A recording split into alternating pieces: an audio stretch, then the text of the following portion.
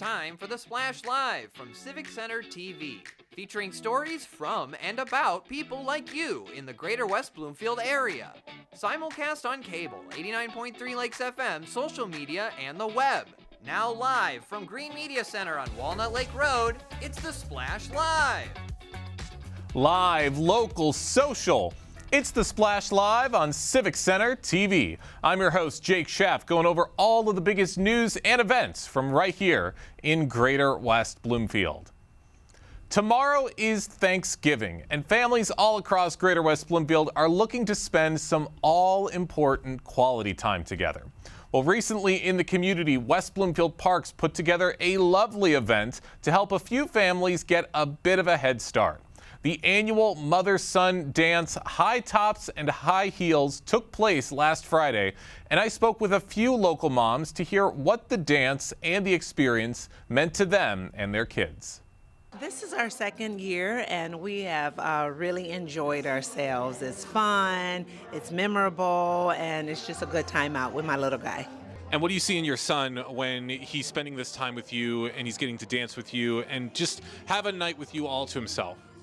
I see the twinkle in his eyes, and I see that baby that I first held on February 8th of 2016, and I see him growing and blossoming, and he's just everything to me.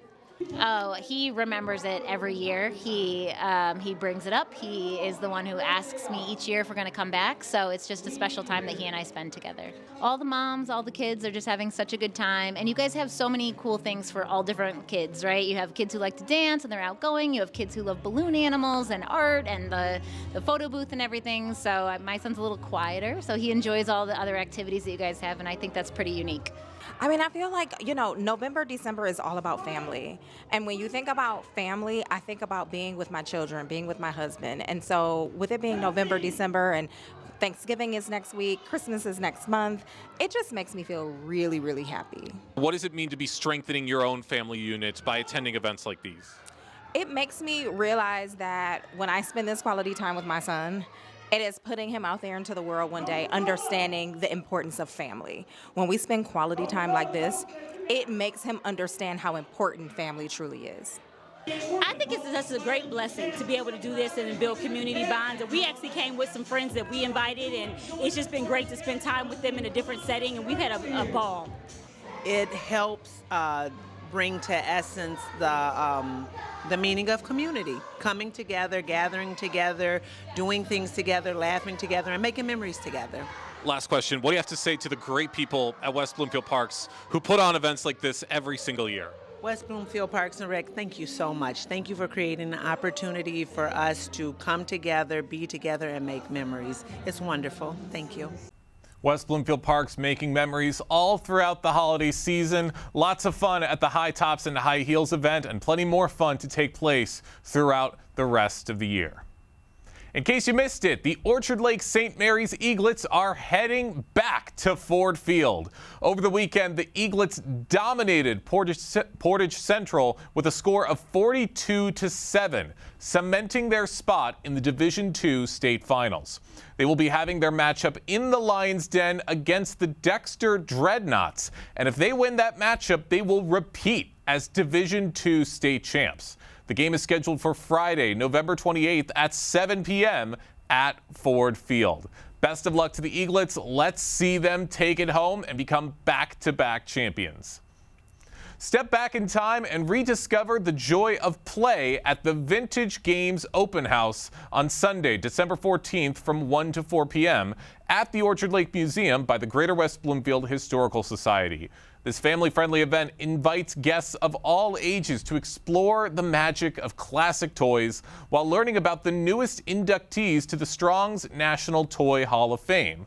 With free admission, donations are appreciated. Visitors can get hands-on with a charming collection of vintage games and toys, sparking nostalgia for adults and curiosity for younger generations. It's a delightful opportunity to celebrate the timeless creativity, history, and fun found in the toys that have shaped childhood for decades. And with Christmas coming up very, very soon, it is a very topical theme for an event like this. Hope to see a lot of people out there.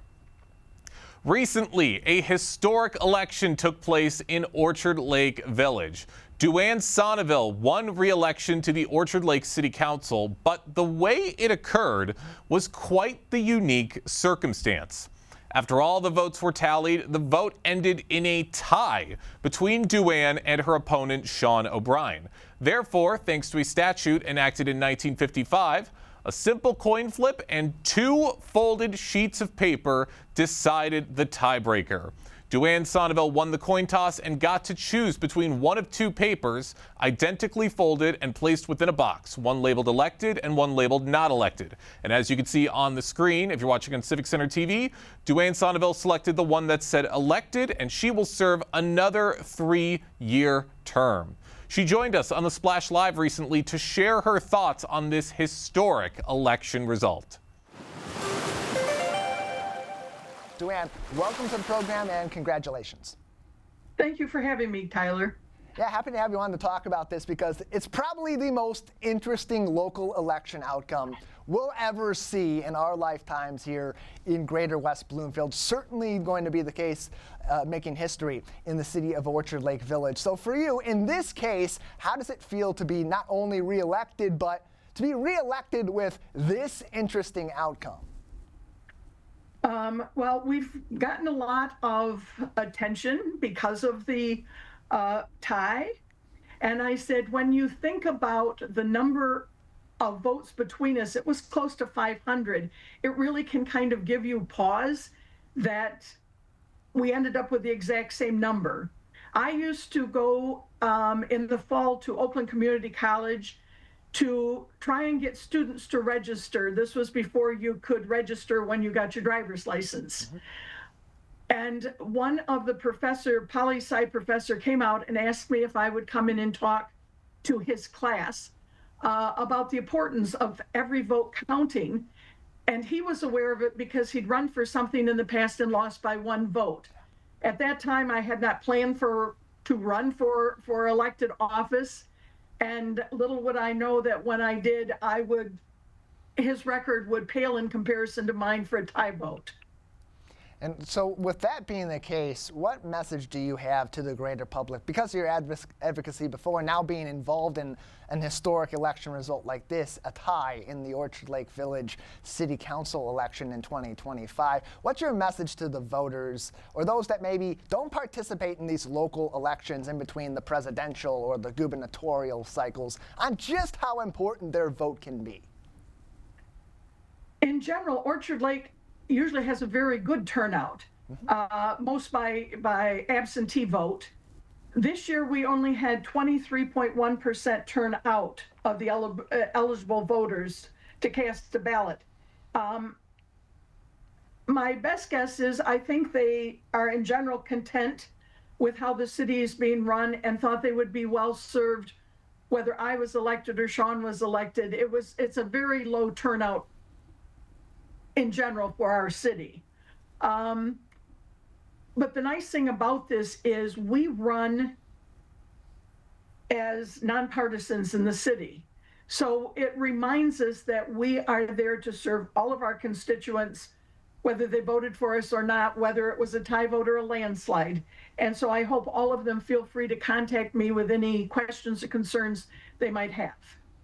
Duane Sonneville is with us now, once again reelected to the Orchard Lake Village City Council in a historic outcome, a tie vote that led to a tiebreaker that was formatted way back in the statute in 1955. We actually have a video from your husband, Christian, Duane, of the moment that this tie was broken. Let's take a look at that for those at home.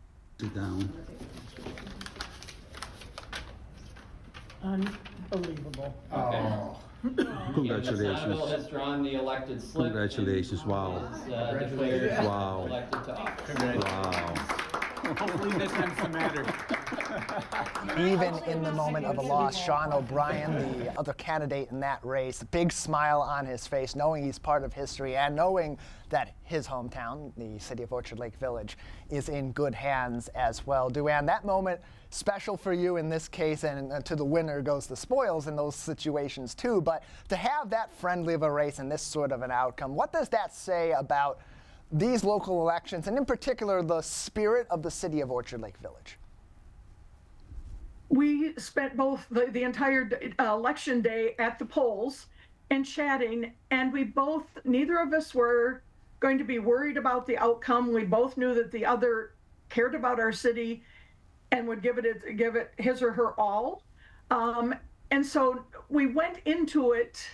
It was a very collegial afternoon.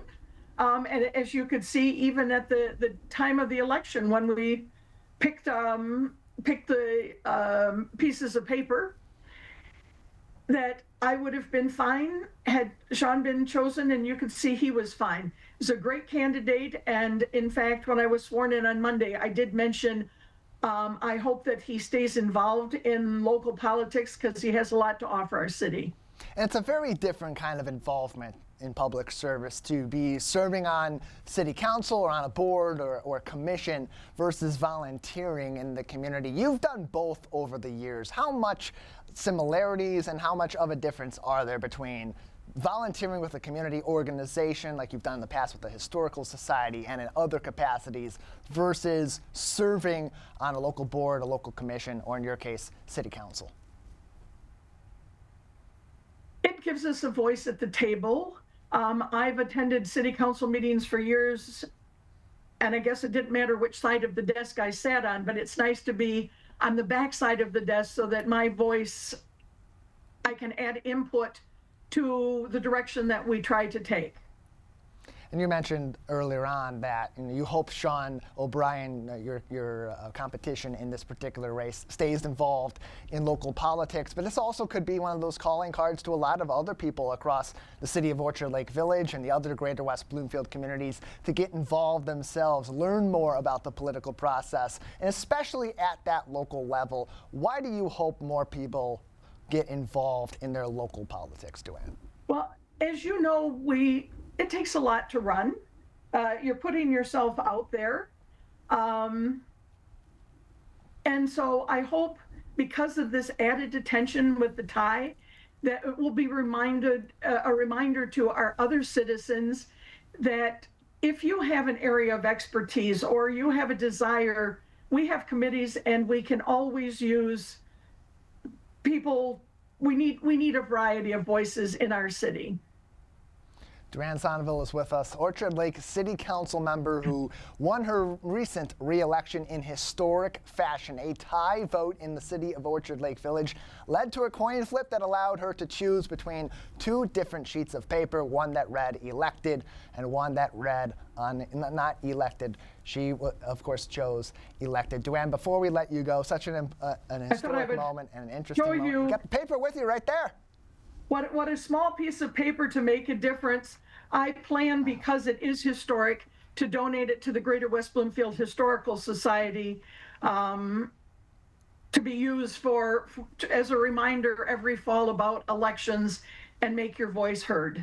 Yeah, there are no small races when it comes to our local elections. Every single one of those votes counts, and this is the perfect example. Duane, before we let you go and move on with your day, I have one final question for you. Because of the outcome of this, because of how everything turned out and all the luck in this case turning in your favor, when it came down to the decision, heads or tails? Well, actually, I didn't get to choose. They give you either heads or tails, and I don't know how it was decided, whether it was done like alphabetically because heads comes before tails, as does O'Brien before Sonneville, but they do that.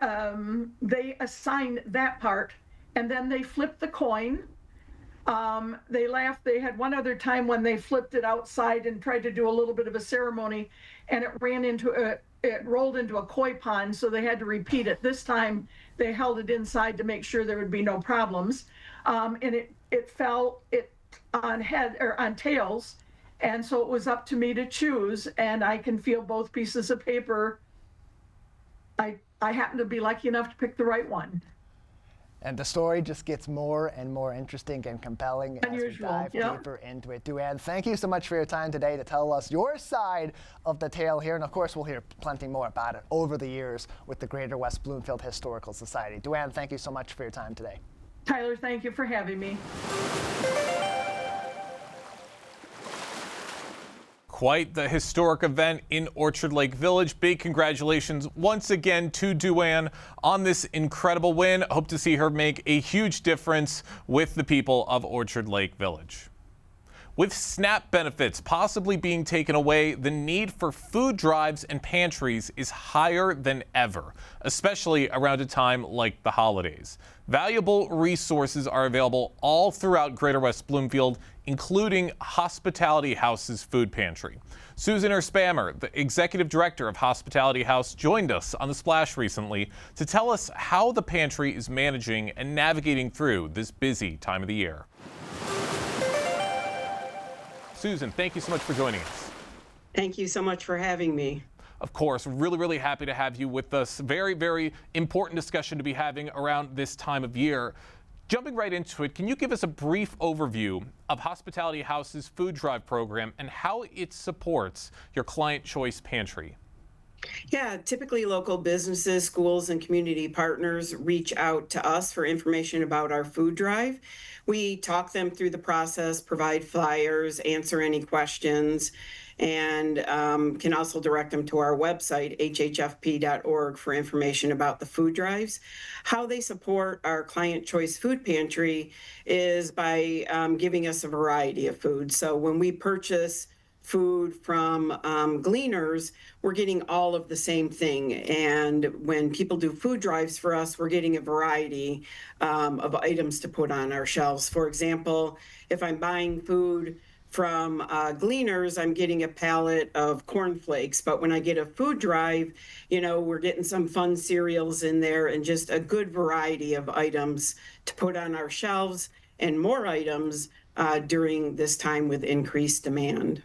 That's right, a wide variety of items for everybody who needs them. And I would imagine as the year goes on, like at certain points of the year, maybe certain items are more popular than certain other items. What unique needs do you see from families during the holiday season, and how do food drives help to meet those needs?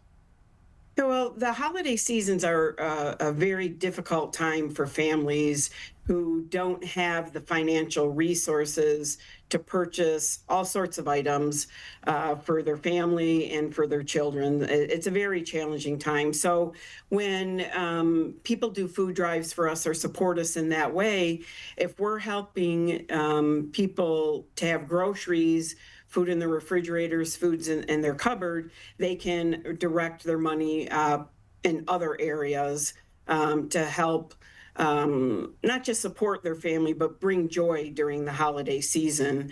We do, for our clients, have a Thanksgiving program that has grown significantly, where we give out meal boxes and a turkey. 3 years ago, we were at about 385 families. It grew last year to 516. This year, we're anticipating 650 families have signed up to get our Thanksgiving meal box with a turkey as well. And then in December, we have Holiday House, where we're providing a meal, but we're also providing gift cards so families can go out and buy gifts for their kids under the age of 18. We give them winter gear during this time, books. We have a raffle for toys. So we're supporting families as much as we can.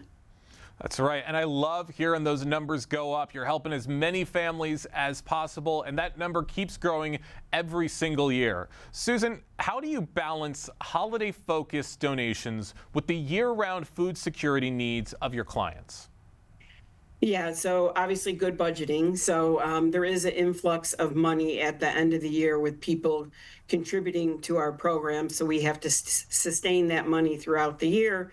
But we also have events. So we have our Taste of Spring coming up in 2026 on March 11th, and a golf outing in July. And we apply for grants, and we do encourage year-round giving. But yes, it is challenging.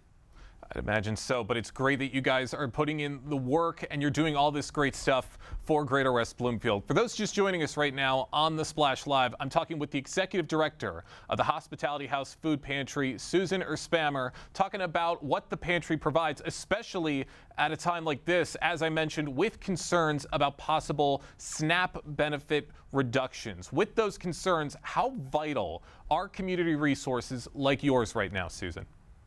They're very vital, not only Hospitality House Food Pantry, but all food pantries across the community.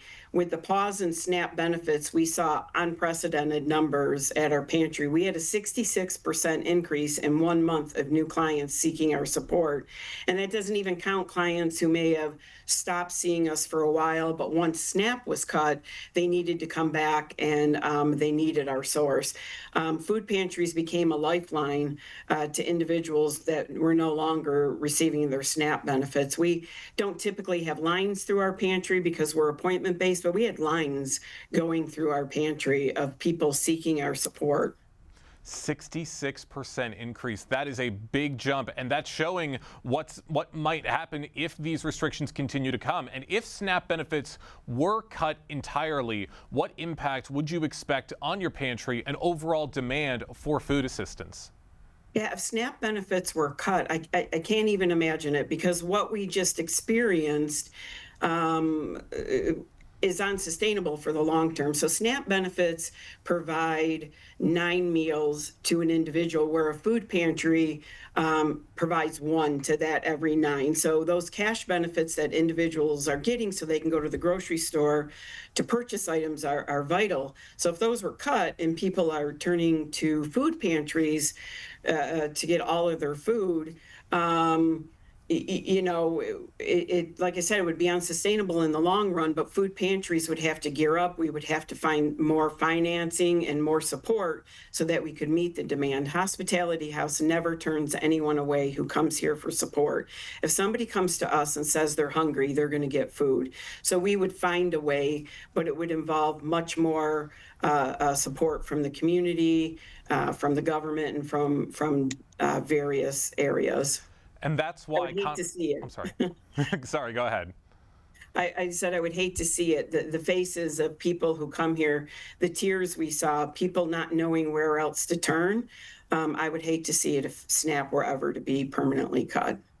I would hate to see that as well, and that's why conversations like this are so important, to get the message out there and to send out the call for people to come by and to help out. So if people are watching this and they wanted to help out Hospitality House or any food pantry, what items would you say are the most helpful for donors to focus on, especially during the holidays or during periods of increased need?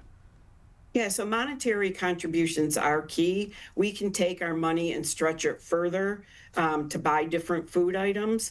When people do food drives for us, items such as, I know I already mentioned cereal, our breakfast items, soup, skillet meals, personal care items, even when SNAP, people are getting their SNAP benefits, it doesn't cover incontinence supplies or feminine hygiene products.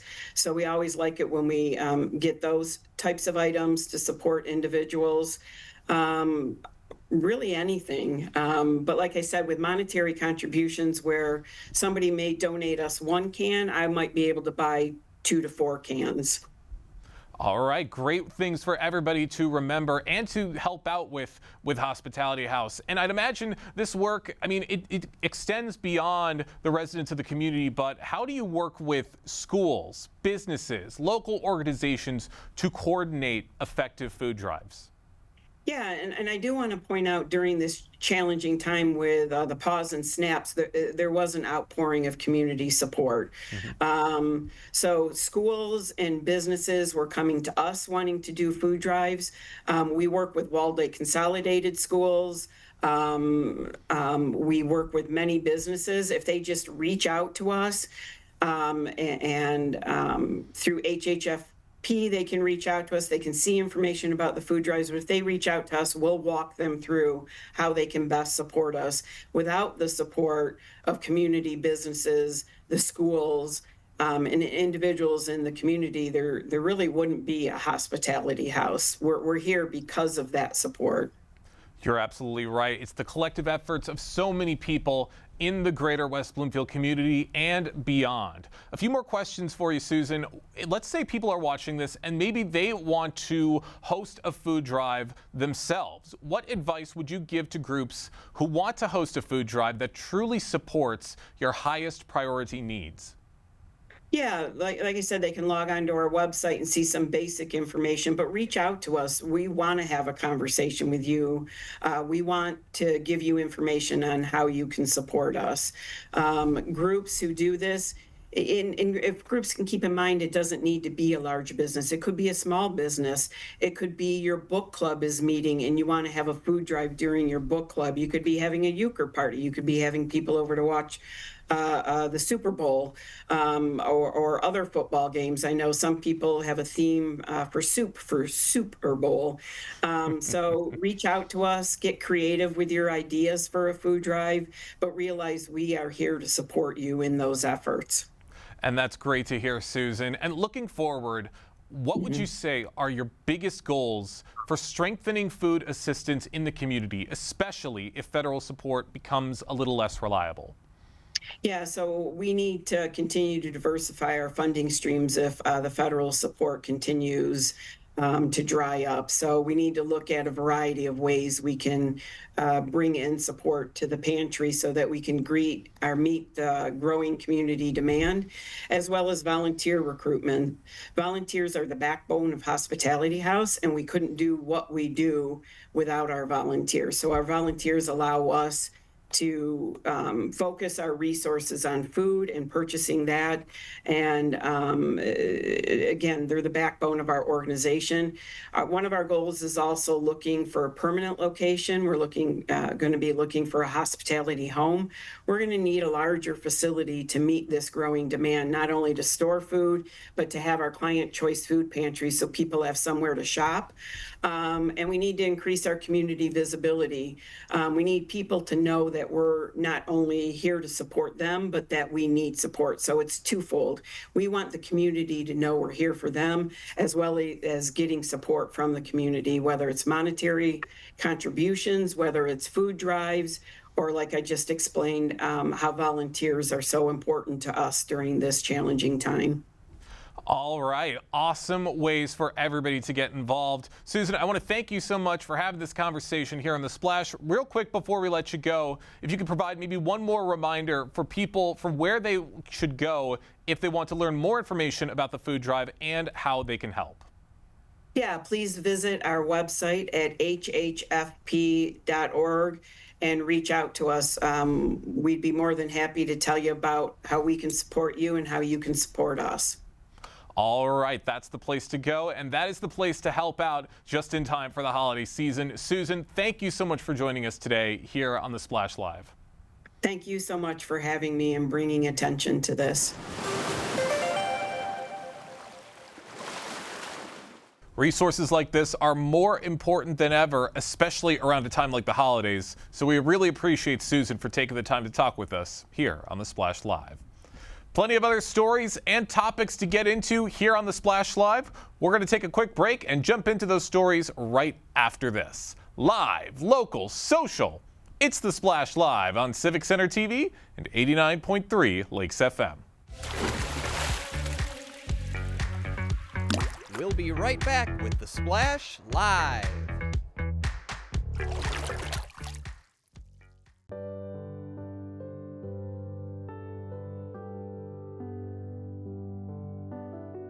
What people are watching in Orchard Lake, Civic Center TV, and 89.3 Lakes FM. Hi, I'm Chris Fry, Park Superintendent of West Bloomfield Parks. Congratulations, Civic Center TV, on 1 million views on YouTube. Thank you for all you do in the community, and thank you for having me on The Splash throughout the season to talk about activities out in the parks. Chris Fry, proud to be 1 in a million.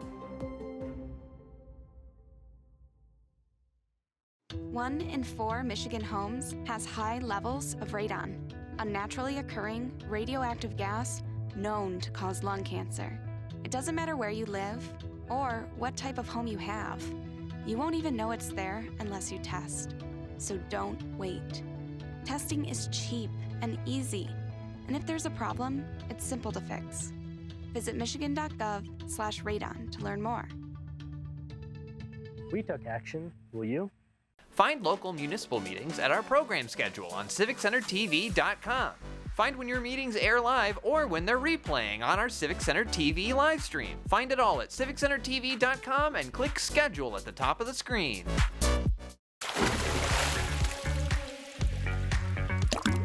And now, back to The Splash, live. Live, local, social. It's The Splash Live on Civic Center TV. Welcome back to the show. I'm your host, Jake Schaff. West Bloomfield High School is bringing a powerful classic to the stage with its fall production of The Outsiders, inviting audiences into a world where loyalty, identity, and the struggle to belong collide. Adapted from S.E. Hinton's iconic novel, the play follows the raw, emotional journey of two rival groups whose lives are shaped by circumstance but defined by heart. The play is set to run on December 5th and 6th. And joining us now on The Splash Live are two of the actors in this year's production, West Bloomfield High School seniors Sela Kubiak and Brandon Young. Thank you both so much for joining us today. Thank you so much for having us. Thank you. Yes, thank you. Really, really excited about this. I mean, my inner theater geek is already starting to come out. I love hearing about the upcoming productions we got coming around in the community. Jumping right into it, can you both tell us maybe a little bit about the character that you play and the role that they play in this overall production? Sela, we'll start with you. All right, so my character is Sandy, and she's Soda Pop's girlfriend. And she plays a really important role in the show, despite her not having as big of a part as some of the other characters, because she kind of shows how to take where you live in and mix it with your ambition to kind of put yourself out of the stereotype. So she is a greaser. She doesn't have a great family life at home, but she has a lot of ambition and big goals for herself, which you don't see amongst a lot of greasers. So she kind of like, instead of staying with her family, she goes to conquer her own ambition and to achieve her own goals, which is something that you won't see as much in this show. So it's kind of interesting to kind of see that difference and how people prioritize their own ambition or prioritize their family and their friends. Brandon. So I play Derry, or Daryl Curtis, the oldest brother of the Curtis brothers. And so he loves his brothers very deeply, but sometimes he has trouble expressing that in a kind and cuddly way. He shows tough love. And so with that, he's very misunderstood by Ponyboy. And so that leads to a scene in the show where me and Ponyboy get into a very heavy argument. And so there were some things said and things happened. And so I really have to reevaluate my teaching style and how I'm teaching him how to grow up. And so how I approached bringing Derry to life was, I love all my friends deeply. And so I feel like bringing that to the stage, just having that raw emotion towards, loving somebody like a brother or like a son, it really brings something powerful. I love that. I love hearing about both of your connections to these roles, how you're really immersing yourself in this experience, and I think that's going to reflect on the stage very, very well. And the story of The Outsiders, it deals heavily with themes like belonging, class divide, and loyalty. How did you both connect personally to those themes while preparing for your role? Brandon, we'll start with you this time. So with belonging, in high school, you always try and find what you want to do. Like you always try and find your tribe. And so I found that with the theater program at West Bloomfield. Absolutely amazing. They've absolutely changed my life there. And so I've just been, loyal to a lot of the people there because they've treated me with such respect and such kindness. And so truthfully, I don't know how I could ever repay them. And so I like to connect to these themes because sometimes it's hard finding the people that you can really, gel with and belong with. So I feel like it's really special that what the greasers have and the socias where they have their own, cliques. And I think that's something that can really be explored on stage. Sela, same question. Yes.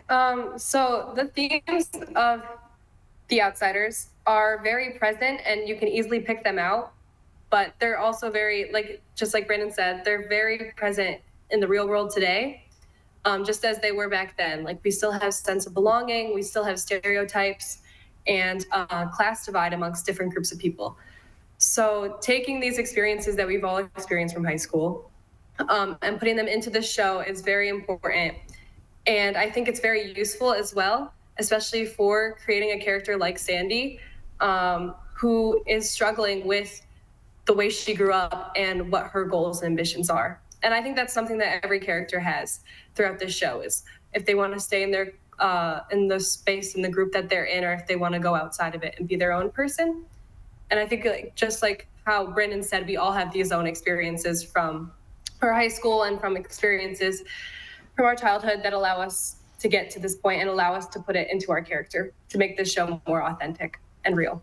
Tapping into those high school experiences, those personal experiences, and reflecting all of that on stage. That is what makes a great actor. And I think you both are going to absolutely bring it on the stage with this production. And Sela, I'm curious, what has this production taught you about friendship, identity, or empathy with this role? Wow. So that's a great question. I really like what you said about empathy. This play has a lot of love in it as well as a lot of hatred. So it's very diverse as far as the emotions that you'll see in this show. And just the relationship between Ponyboy and Johnny throughout the entire play really shows that source of empathy and, like, the I get how you're feeling, I've been in your shoes. And it's really beautiful. And it's taught me a lot about how to care for others and how to relate to others, because there's so many people from so many different walks of life and you never know what's going on with them. And at the end of the day, it's all about how they behave and how they'll act. And I think that's really important. And I think that's a great lesson that everybody should get to take away from our production. I completely agree. Brandon, same question. What has this production taught you about friendship, identity, or empathy? It's taught me that, everybody has something going on in their life. And so sometimes whenever they might accidentally take that stress out on you, you just have to take some time and understand it from their perspective. And so just having that empathy for people who just have, just busy and full lives. And so, just being kind to everybody and just treating everybody with kindness can really go a long way. You are certainly right about that. For those just joining us right now on the Splash Live, I'm talking with West Bloomfield High School seniors Sela Kubiak and Brandon Young, both of whom are going to be performing in the fall production with West Bloomfield High School, the adaptation of The Outsiders, which is going to be taking place on December 5th and December 6th. And this is going to be a really great play with a lot of different messages. Out of everything, what do you hope audiences, especially students, take away from seeing this play? Brandon, we'll start with you. I really want students and audiences to take away from this play that, even if you feel like that you don't necessarily have that group of people that you can necessarily have like a strong friendship or bond or like a brotherhood in a sense, that you will find that. And sometimes it takes time. It just doesn't just fall into your lap, like just in an instant. It takes time. And so in that process of finding those people that you can really be with, you also learn things about yourself. And so I feel like that's something that I really want audience to take away, is that, take the time to learn more about yourself before you, can find your tribe and find your people. Sela, same question. That's a great question as well. So our play does have a lot of themes and a lot of ideas and concepts to discover and unfold. So there's a lot you could take away, but I think one major thing that every person should feel is kind of like what we said before, that everybody has something going on in their life and everybody has a past and a background. And the best way to push through that is to just believe in yourself, trust in the people that love you, trust in the people that you love, so that you can create the best future for yourself in whatever way that may mean to you. So like for Sandy, that may mean going out and doing bigger things outside of this town that they live in, or like for Derry, that just means to take care of his brothers. And there's so many different like goals and ambitions that are seen throughout this play, and priorities as well. So I think the one thing that the audience members could take away is to just use the people you love, trust the people that you love to make the best future for yourself despite your past. I love that. All very insightful messages to take away from this play. I did just think of this question. Both of you are seniors right now, so that means you're entering your final year of high school. And I don't know how long you each have been involved with the theater department, but what does it mean to be entering your final year of high school, your final year of being a part of this theater team? Sela. I'm sorry, could you repeat the question again one more time? Of course. You're both entering your final year of high school, your senior year of high school. What does it mean to be entering, presumably, your final year of your theater career here at West Bloomfield? Oh, okay. So it's been a whirlwind so far this year. Me and Brandon were both going into college for theater.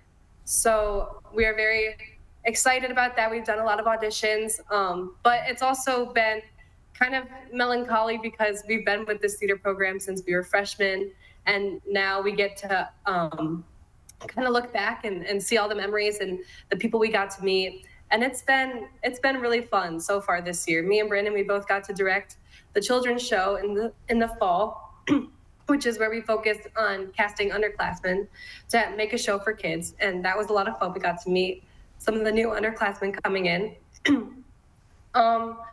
So yeah, it's been a lot of fun. It's been kind of sad, but we've had a lot of time to just reflect and to just grow deeper in our friendship and our friendship with other people in the theater program. And we're just having a fun year so that we can end this year off with a good note. Brandon, what about you? So, yeah, I mean, sometimes, I think when I'm just alone, I'm like, dang, like, it's my senior year. I'm almost done. And so it's honestly kind of crazy that, like what Sela said, we've been doing this since our freshman year, and now we're in our senior year, and we've done so much as a department and just as friends. And so really right now, a lot of our focus is to do the best that we can for the theater department now, but also look into strengthening our department in the future and seeing what we can do with that. You're absolutely right. That senior year sneaks up on you very, very quickly, but it's what you do in that time that makes the impact, and both of you guys are doing that absolutely with everything you're doing with this play. I can't wait to see what's to come. I got one more question for both of you before we wrap things up. In one sentence, how would you describe this production and why? Sela. If I could describe this play in one sentence, it would probably be in a world full of violence and uncertainty, trust in yourself and the people you love, which is kind of something I talked about earlier in this interview. But I like that sentence because it kind of shows you, despite your past, you can still make your own future for yourself and make yourself the best you can be. Don't focus on your past, and don't try and just hold yourself into this little bubble. Like, you can expand. You see that a lot through like Pony Boy as he's going through this experience throughout this production of trying to see, like, does he want to be like the other greasers he's around, or does he want to be his own person? And I think that's really important, to not look on the people that are around you and don't like focus on your past and things that you can't change about yourself, but focus on the things you can change to make your life the best it can be. I love that. What about you, Brandon? Wow, that's a really good question. I think I would have to say trust in the people that you surround yourself with, trust in your friends and family. And the reason for that is because life is going to be hard. There are going to be times when you're really going to rethink just a lot of things that are going on in your life. And so sometimes you need that family or friend to just help uplift you and just give you that motivation, give you that boost of confidence to help you get through whatever you're going through. Because, everybody needs a put up. Everybody needs an attaboy here and there. So it's just really important to surround yourself with people who are willing to do that for you with no cost. Great answers, and I think you both are very, very well immersed in this production. Break a leg, both of you. Sela, Brandon, thank you both so much for joining us today here on The Splash Live. Thank you. Thank you so much. Once again, The Outsiders is going to be taking place with West Bloomfield High School on December 5th and December 6th. Tickets are available. Hope to see so many people from the community out to see this incredibly talented cast. Mojo, a beloved voice and influential figure in Michigan radio, was recently inducted into the Radio Hall of Fame, recognizing his decades-long impact on broadcasting. His induction honors his exceptional career longevity, on-air personality, and connection with Michigan audiences who have followed his work for years. And I got to speak with Mojo one-on-one not too long ago here on the Splash Live to hear what this honor means to him. Mojo, great to have you with us. Hey, this is great. How you doing, Jake? This is awesome, and an honor to be able to be one of the million here. It is an honor to be speaking with you, Mojo, and a big congratulations on your inductment into the Radio Hall of Fame. Let's get started. What was your first reaction when you found out this incredible news? It's actually on our Mojo in the Morning Instagram and Facebook. They were taping it at the time. I cried. I got emotional. I started, Jake, the way that you are doing this right now. I started local cable access in my hometown in the suburbs of Chicago, and never did I ever think I was going to ever be on the radio, nor did I ever think that I'd get honored with the opportunity to be in the Radio Hall of Fame, which is part of the Museum of Broadcast Communications and is located in Chicago. And it's wild because we went there as a show and got a chance to kind of walk around. And as kids, you watch a lot of TV shows. I would watch all the time the late night shows and the daytime shows that were on. We were amongst, people that were in there, like the legendary Johnny Carson, Jimmy Fallon, as well as Bozo the Clown, like all these people, and then all the other radio people like Casey Kasem, J.P. McCarthy from, Michigan, television people like Bill Bonds, who Bill is also a West Bloomfield resident. And so it's a very cool experience, and honestly, it's a complete honor, and I don't think I deserve it, but I humbly accept it, and I hope I can become rich because of it. Hey, you absolutely deserve this honor, Mojo, for everything that you have done to radio. And you just listed off a lot of big names, probably a lot of your idols. How does it feel to be recognized alongside some of the most iconic radio figures that there are out there?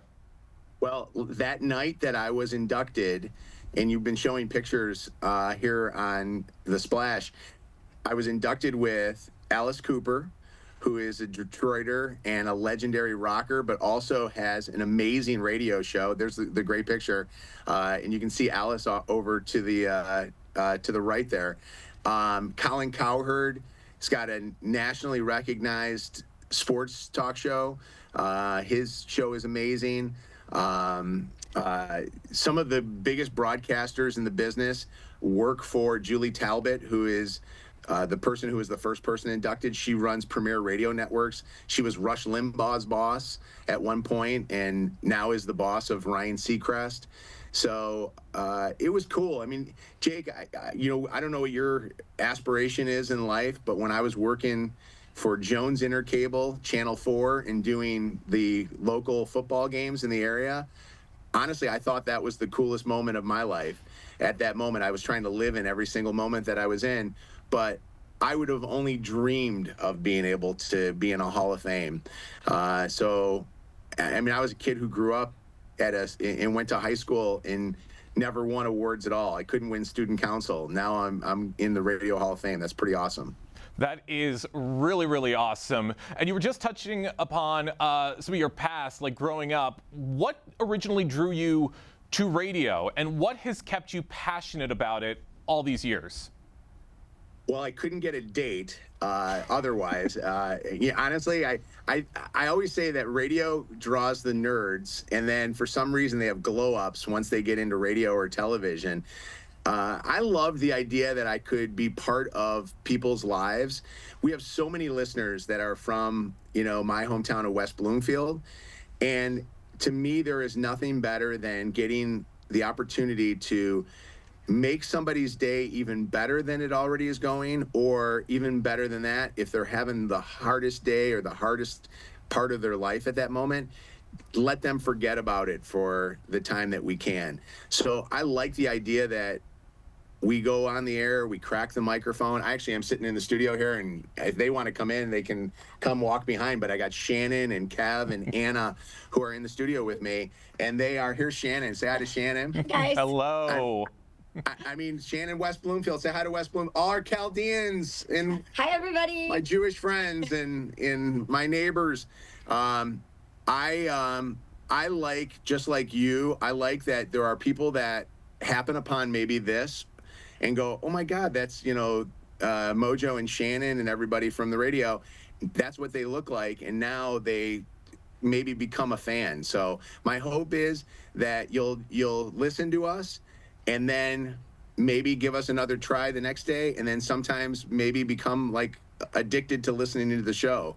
I always say that what you do is you bring informative information to the community, letting people know about great things that are happening in West Bloomfield, which is an incredible town. My wife and I have lived in West Bloomfield for almost 26 years.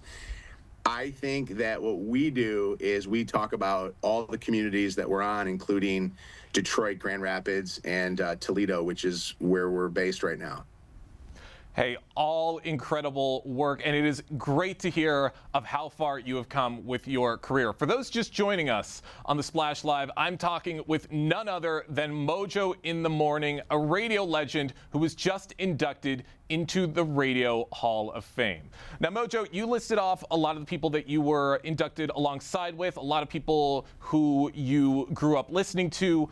Are there any particular mentors, colleagues, or even some listeners that you'd like to credit for helping shape your career and what it is now? Yes, I would like to credit Kool-Aid Lady, Misfit Victor, Smoker Jackie. Honestly, I started listening to radio back when I was, 10 years old, I think, maybe even younger than that. And I talked about this in my speech. My mom passed away when I was young.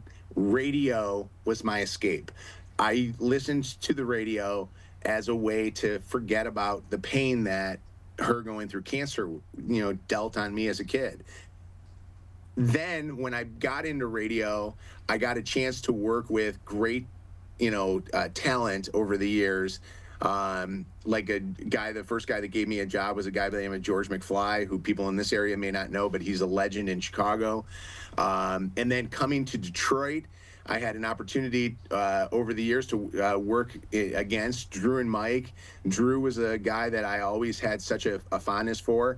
And then honestly, you just saw Shannon just a second ago. Shannon's been my sister in radio, but also my sister in life. Now for so many years, I don't know, 12, 15, 20 years, 17 years. I know Shannon as well as anybody. We both have dealt with heartache and pain together, but we've also dealt with the highest of highs together. She keeps me sane and sensible in the studio, and I get a chance every day to work with Kevin and Anna and two great Chaldeans, Lydia and Bianca, who are incredible people. So honestly, I would say my mentors right now are truly everybody that every single day that I get a chance to work with, who come to work at a very ungodly hour of the morning and put on the greatest show, I think, in the history of Detroit radio. I love it. And you're absolutely right. Everybody needs a strong team, and you have a very strong team with you with your show. Now, Mojo, you said that you have been on the air for about 17 years. What do you believe has been 17? My apologies. No. Shannon's been with me. So in Detroit, Detroit Mojo in the Morning is going to be 26 years old on February 21st. I've been on the radio. I'm 55. I've been on the air since I was 18 years old, and then when I was 17 was when I worked in cable. So I've been doing this way longer than I ever thought I would. And honestly, I don't know anything else. If West Bloomfield wants to hire me as a crossing guard, I'll stand out in front of Orchard Lake Middle School and I'll hold that sign. But I'm hoping to do this until the end. That's fantastic. And like you said, long time on the radio. What do you believe has been the key to maintaining such a strong connection with your audience over the years? Being able to move with the times, to understand that you can't rest on your laurels. You got to come every single day, and having the trust that when you don't come in and have a good show, that the listeners know what a good show sounds like, and they'll be back the next day, and you just got to make sure you bring it. I always say that, we're like the the New England Patriots, that have won so many different Super Bowls. People always know what it's like to win a Super Bowl. The year that we don't win a Super Bowl is when they'll talk the most. We're going to have bad days, but you know what? Our goal is we're going to try to come and bring it the next day and make it just as good. And then the other thing, too, is living in the community. People see me in West Bloomfield. Like people know where we all live because we talk about where we live and what we're all about. And I think that just like the fact that I've taken to West Bloomfield as my hometown, I think that people get that, and they don't want to hear a nationally syndicated show. So that's always been a plus for us. Well, you have made such an impact, and I cannot wait to see what else there is to come in the future with you, Mojo. There's so much more to see. And going back to the Hall of Fame recognition, how do you hope that this recognition reflects on your legacy in broadcasting? Well, I'm not dying and I'm not retiring. So I hope that people, usually in sports, you only get a Hall of Fame when you're retired. So I hope that people don't think that this is the end. I still have many more years that I want to do this. And I think our show has many more years of doing great radio. But I hope that the legacy of what we all do and what I do personally is that people say there was humility in what they did, but damn, they were really good, and always, came to work every single day trying to do the best job that they possibly could. And people look up to you every single day. Once again, Mojo in the Morning, joining us on The Splash this morning to talk about his recent induction into the Radio Hall of Fame. Now, Mojo, as somebody who's been in radio for quite a long time, a lot of people look up to you. A lot of people see you as a source of inspiration. What advice would you give to young broadcasters trying to make their mark, especially in today's fast-changing media environment? I would say don't ever give up. Accept every opportunity that comes your way. My first on-air job came because somebody called in sick 10 straight days in a row, and there wasn't anybody to fill in on the 10th day. So I was always there hoping that I would get the call to be the person that would go on the air. And I knew that the moment that I was put into the game, I was going to give it my all. So in life, no matter if it's radio or if it's becoming a teacher or a police officer or firefighter, whatever it might be, always be there, always show up, always be willing to take whatever job that they're willing to give, and then give it your all. And if you got talent, they'll see that. And in my case, I don't think my talents were what got me to this point. I think it was definitely the hard work and the dedication of making sure that each and every day I was going to be great for whoever I was working for. Hey, hard work and dedication means so much, and it's what everybody needs to get to where they want to go. Now, Mojo, radio has always been about connecting with people. What would you say has been the most rewarding part of that connection for you? Well, we are about to get into the holidays here right now, and our Mojo in the Morning Breaking and Entering Christmas Wish program, which year after year we've always made sure that we had at least a resident from West Bloomfield. We get help through the West Bloomfield PD and the West Bloomfield Fire Department, where they'll help us nominate some families. But that is one of those things where I want to plug this, because and I know West Bloomfield's always thought of as an affluent area, but there's not nobody understands that there's people struggling in a town like West Bloomfield. And now with everything, being the way that it is in our country, there are even more people struggling. I want people to go, our West Bloomfield residents, go to mojoswish.org and send us a letter that we can grant a wish for you so that every kid, every family can have a holiday, whether you're going through illness or you're going through financial hardship.